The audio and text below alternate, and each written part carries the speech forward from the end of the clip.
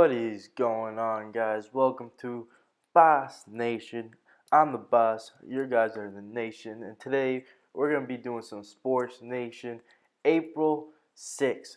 Sorry for the lack of video, guys, but I have been lacking. This is two videos combined into one. So let's get 1 second, guys. Let me just write this down.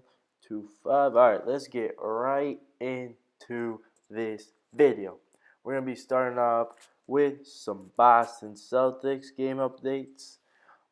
First off is going to be March 28th, Celtics versus Utah Jazz. Boston winning this one 97-94. So I know it's March 28th, guys. With the lack of videos, let's go with the flow. Jaylen Brown, he gets that bucket with 0.1 seconds left on the clock.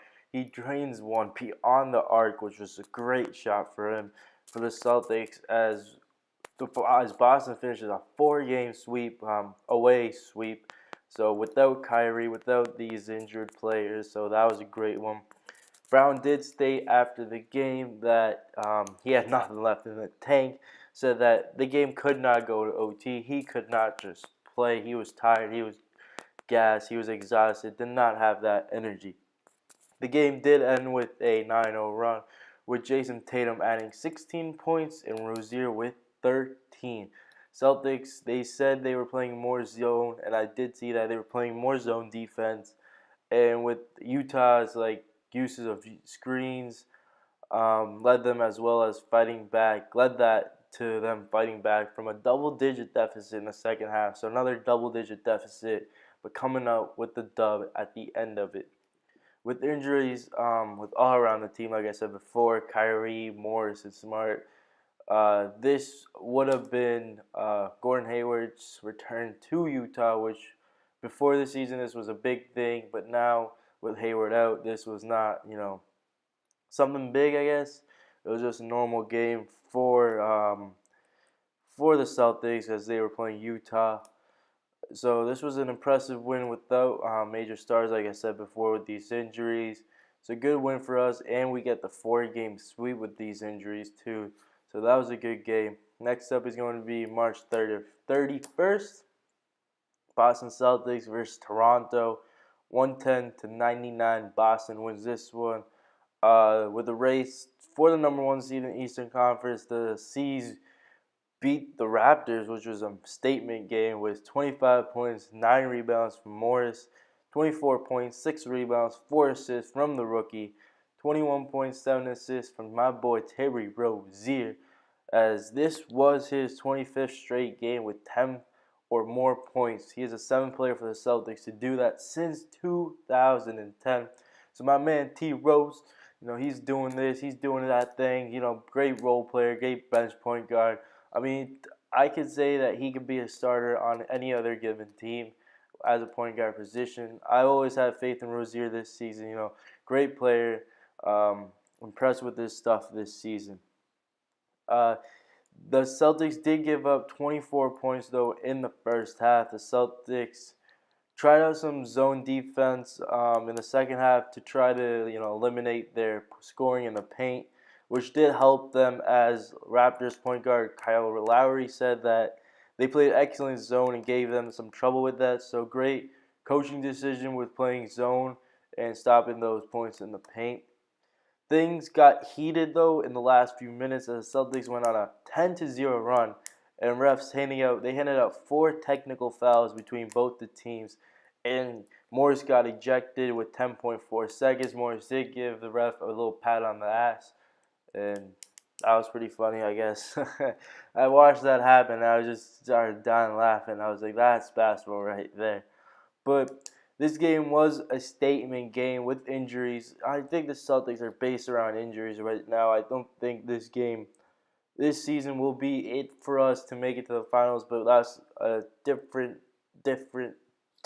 topic we're not going to talk about right now and get into it. But this was a statement game that they made, beating the number 1 seed with 10 plus points, which is great. And they're fighting for that top seed, That top seed is supposed to be ours, and I hope we get it. So, impressive win by the C's as their role players step up. So now we're going to April 3rd. Celtics versus the Bucks, 106-102. Milwaukee wins this one with a goaltending call on Giannis in the last 53 seconds. The goaltending call did get reversed in the last 53 seconds. I think it was a Jaylen Brown basket. With the tying, this would have been the tying basket, and after that, the game just slipped away as Milwaukee got another score, got up by 4 points. If we got this this basket, then the game would have been tied. So this was, the big moment changer for us to losing this game, as the play was called goaltending from with the initial call was goaltending, but with review, the call got reversed, and that was the key moment where this game fell apart for us. Brown scored 24 points. Brown scored 24 points, and the Celtics snapped their 6-game winning streak. But still, we stand still in the second in the Eastern Conference. We had Kadeem Allen. I had to look this up. A rookie. I didn't know he was a rookie or not, but I looked that up. A rookie started the game at point guard because of injuries to Larkin, Rozier, Smart, and Irving. Allen, I looked this up too. Allen, he barely gave him minutes through the entire season, but did start this game. So good job for Allen for getting this one, as it was not like he did not deserve it, I would say, but it was only because of injuries to all our other guards. But we did give Boston a challenge, as Tatum, Horford, and Brown did. Some of the ball handling did not give the ball much to Allen, as he is not a proven player yet. But with the injuries the Celtics have right now with 4 guards out, we did give Bucks a challenge, which I thought was very good. So I'm proud about this. I'm sad about the loss, but proud that we did only lose by 4 points. And Kadeem Allen also got more points this game than he got the entire season. So good job on Allen about that and getting his first career start, I guess. The last game is going to be about April 4th. Guys, I'm getting tired of talking. This was 7 minutes worth of games, and I'm still talking about this. But yeah, Boston Celtics versus Toronto Raptors. We played them again, but we do lose this one 98-76. Toronto played some stellar defense. With their shots did not go down, but they stepped it up with their defense, and Toronto secures their spot even more for the number 1 seed in the conference. Coach Stevens said that they were in the driver's seat for the top seed, and they deserve it. They did a good job on it. Marcus Morris scored 21 points, with Monroe scoring 17 and Al Horford with 16 points. The Celtics were held to the lowest points scored in a single game this season with 76. I think the other one was in Philly against Philly, which was, I forget, I think it was like 84 or something like that. But Stevens said that they were owning their space on offense, the Raptors were, and the Celtics were not able to create space on defense to get it going. Boston shot is 25 of 75 shot attempts and 3 of 22 beyond the arc. Rozier, I was talking about T. Rose, he didn't doing a good job, but he only scored 2 points in 28 minutes. And most people said that it looked like his ankle was bothering him. Later on, though, in the press conference, he said the ankle was not bothering him, it was just an off night. The main point of this loss in this game was turnovers in the first half, as the Celtics had 9 turnovers and the Raptors converting it to 17 points. Marcus Morris, though, has been playing like a star, basically having at least 20 points or 15 or more. So I'm happy about the addition that we made Morris, but we still couldn't get the win, and Rozier takes a step back as he realizes that he's still a bench player, as he gets 2 points in 28 minutes. This is going to be it, guys, for the Celtic game updates, and we're going to start off with the Red Sox game updates. These are a lot more, guys, but they're going to be really quick, really fast, so let's get right into it. Red Sox, I think this is the first time I'm doing the Boston Red Sox game updates. So, opening day, fellas, opening day. This is, I was excited that day. I was happy. I was jumping off the walls, I was a happy kid that day. But let's start right off with it. March 29th. Guys, I'm sorry if you're hearing that pen click. I'm just playing around with it at this point. But let's start off with the opening day: Red Sox versus Tampa Bay Rays. 6-4. Tampa Bay wins this one. Chris Sale handing out only one hit through 6 scoreless innings. The offense was able to put up 4 runs with Eduardo Nunez hitting an inside the Parker. The score was 4-0 through 6. But in the 8th, reliever Joe Kelly entered the game, giving out a few walks and an RBI double, which made the score 4-2. And then rookie manager Alex Cora decided to put in Carson Smith instead of star closer Kimbrel. Smith gave up additional 4 runs to lead to the score 6-4 at the end of the game. Guys, I was watching this game 3 hours. 3 to watch 2 relievers lose the game for us. Joe Kelly and Carson Smith. I was disappointed. I was pissed. This was a major disappointment with the bullpen. Kelly couldn't do any. Kelly had like a 21 ERA. No, 108 ERA after that game. Carson Smith, much worse. Much worse. Major disappointment with the bullpen. I don't know how that's going to work out now. And Alex Cora making the decision of not bringing in Craig Kimbrel, man. Come on, you can't do that. You know, Boston's going to hate on you for that one. We're going to remember this. Now let's move on to the next game, March 30th. Same teams, but Boston does get their first win as we win 1-0. Price looking like he is back to his old form after he spent 2 DL stints last year. He threw for 76 pitches with 5 strikeouts, 7 scoreless innings. Devers drew in the only run of the night, though, as he hit a single to the outfield for Xander Bogaerts to score from second base. Bogaerts is on a hot start to this season, as to that point, March 30th, he was hitting a .625 average. So, Bogaerts, I was hoping for you to bounce back, and I love you as a player, so nice job with that. Cora did, though, get his first win as an MLB manager with Kimbrel. Finally, puts Kimbrel in, striking out the side for his manager to get the win. That's why you put Kimbrel in. New, though, Red Sox player JD Martinez not having his best start, as he was not able to get this game. He wasn't able to get anything going this game, and striking out I think 2 or 3 times this game. So I'm kind of hoping for his first home run of the Red Sox. And up until April 6th, he hasn't hit his first home run. I'm kind of disappointed in that, guys. Let me know in the comments below if you guys are disappointed in that too. Now moving on to the 31st. Same teams. Boston wins this one too. 3-2 with shortstop Xander Bogaerts. Like I said before, he's off to a hot start as he is 8 for 12 with 5 doubles and 2 3-hit games so far in this early season. In this game, he hit his first home run for the Sox off of Andrew Kittredge, who was making his major league debut. So Bogaerts spoiled that one for them. Rick Porcello, though, who got the win for the game, shut down the Rays as he only gave up 4 hits through 5 innings, but could not get through the 6th, so he had some problems at the 6th inning. Tampa Bay put the tying run on base before Kimbrel came in to get C.J. Cron to ground out to a double play and pop up Denard Span for his save. So another win for the Sox. So we're 2-1 at this point.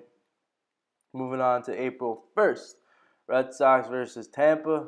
2-1 Boston wins this one again. With starters for the Red Sox pitching like this team, no one can beat them. Dude, the starting pitchers are like dominating. I think I saw a post that the Red Sox rotation has an ERA of .88, which is impressive. And Hector Velasquez kept that role going for the rotation as he only allowed 1 run by a home run from Brad Miller through his start. The 4 Boston starters so far have given up only 2 runs in 24 innings through 4 games. In the 118 years this club has been playing, though, in the Major League, this is the first. Rookie manager outfielder, but they did give their praise to their pitchers as they have done a tremendous job. In the press conference, they said that they are very grateful to have them, and that's what they're expecting them to do in and out of every single game. The bullpen also picked it up as rookie relief pitchers, 2 of them, made their debut, and Joe Kelly did get his first career save as the bullpen did pick it up this game, and Kelly picked it up too. But I was scared of this game too, as Kelly had a man on third. He could have blown this one too, so that wasn't great. So let's not be remembered about that one. All right. Moving on to April 2nd. Boston Red Sox versus Miami Marlins, 7-3 Boston. We win this one too as we go into Miami. With the Boston Red Sox keeping the dominance rolling in Miami, we picked up our fourth straight victory with the rotation only giving up less than 2 runs still, which is a franchise best start. I mean, that's what it is. You know, if you give up less than 1 run for 5 games in a row, this is going to be your best start to a season for your pitching rotation. Brian Johnson, the starting pitcher for this game, did say that the rotation is feeding off each other. And once you see like one guy's do great, you want to keep that going as well. Let's rephrase that. Once you have pitchers go out there, you see them doing great, you want to keep that roll going. You want to just go out and do what they did and just make it a little one step better. You know what I'm saying? Hanley Ramirez and Mookie Betts did hit their first home run of the year as they beat the Derek Jeter-owned team, the Miami Marlins. Pitching, I'm fascinated by them. Rotation's doing a fantastic job, and the offense also picks it up this game as they score 7 runs this game. For the next one is going to be April 3rd, guys. I forgot to write down the score for this, but I know it's against the Red Sox and the Marlins, so please forgive me about that one.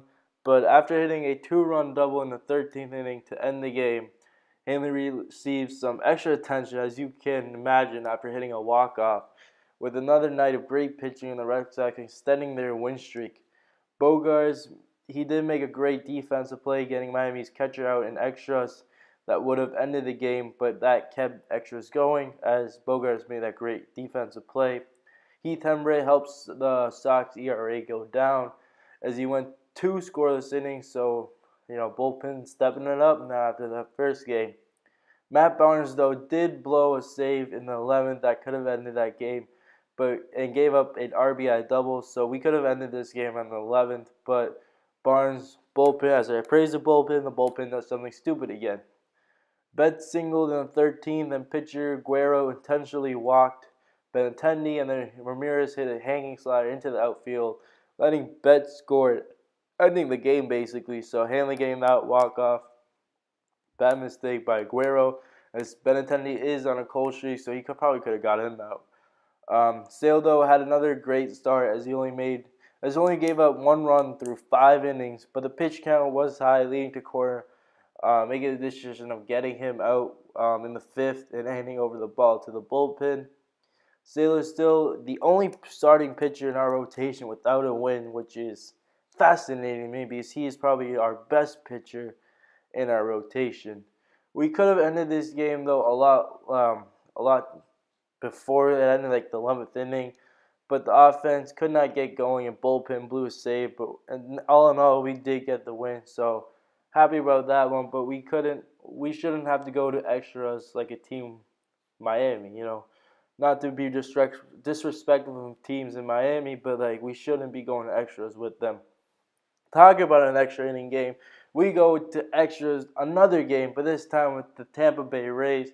So we win 3-2 to this one. As Hanley gets another walk-off essentially, and rookie reliever Bobby Pointer gets his first win in the major league as he strikes out 3 batters through his time playing in this game. Price had another great, fantastic game, 7 shutout innings.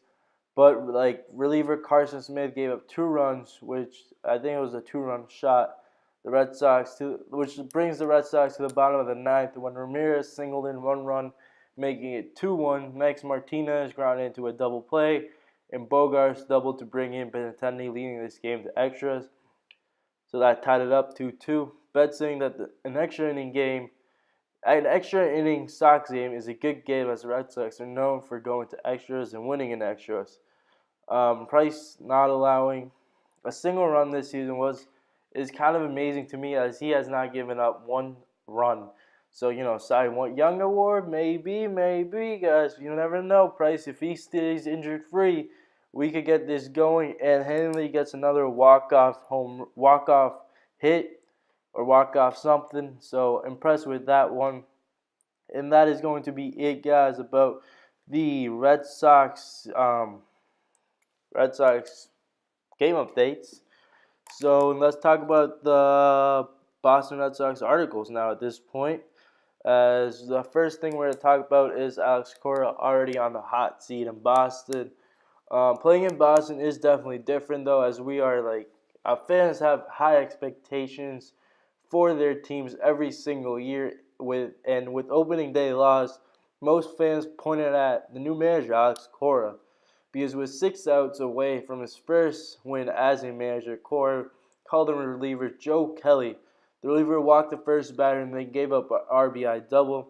After that, the rookie manager called on Carson Smith rather than elite closer Craig Kimbrell, who gave up a 3-run triple to Denard Span. Bids are down on the fact that the rookie manager cannot manage his bullpen correctly, with first mistake taking out Chris Sale only after 6 and not a high pitch count, as he was dealing a shutout as well and putting in Carson Smith instead of all-star closer. Cora said due to Kimbrell missing 3 weeks in the spring training, he was not looking to put in their closer and believed that Carson Smith, who was a closer before, could shut the door and get Boston their first win of the season, which did not work out very well. But Cora did pick it up at the end of this, so he's good now. But that first game did put him in the hot seat, as it wasn't that, he made a poor decision. I think he's moved on from it, and we should too. So now moving on to the New England Patriots. Gronk is back, baby. In the press conference after Super Bowl 52, tight end Gronkowski made some comments leading to possible retirement this offseason. Gronkowski was leading to retirement due to multiple injuries he has. I know we all know about those. And he has taken throughout his career, basically, like multiple injuries, surgeries he has gone through. And he thinks that his body cannot take it anymore mentally and physically, he said in that press conference. We all know about that one, so I'm not going to go into detail about that. But recent news have said that tight end will return this season most likely, as long as future Hall of Famer QB Tom Brady returns next season. With frustrations from head coach Bill Belichick, from Rob being not sure he's going to be played or not, led to some problems between the coach and player, because Belichick wanted to know if he's going to be a part of their game plan or not, so they can make that golden game plan of winning another Super Bowl. So that led them to having some problems. This will also play a factor on him coming back, but people who are close to them are saying that the problem between these two will ease down. So a good thing about that is that this will ease down between them, and hopefully it does, because having a disagreement between a coach and a player is never a good thing. So this is it for the New England Patriots. What do you call it? Article. Moving on to the Celtics articles. We didn't have anything new except for Hayward running again. No major news except forward Gordon Hayward starting a slow run after his major injury, but still has a long way to go to return next season full force. So that's it for the Celtics news. I know that's pathetic, guys, but nothing new coming along this season, as people are just playing their games. We're trying to reach the playoffs here. But yeah, that's it for the Celtics news. Thank you guys for watching, and I hope you enjoyed this Sports Nation episode of April 6th. I know in the title screen it says April 3rd, because I did start some recording on April 3rd, but I wasn't able to finish it. Sorry for the lack of videos. I know we didn't upload any Browns rebuild season here this week, but I'm trying to get 3 episodes out next week to help you guys with some entertainment. But all in all, thank you guys for watching. Leave a comment down below if you want me to do a certain type of article you want me to do. And leave a like, subscribe if you're new. I hope you guys enjoy this one. Have a great day. Peace.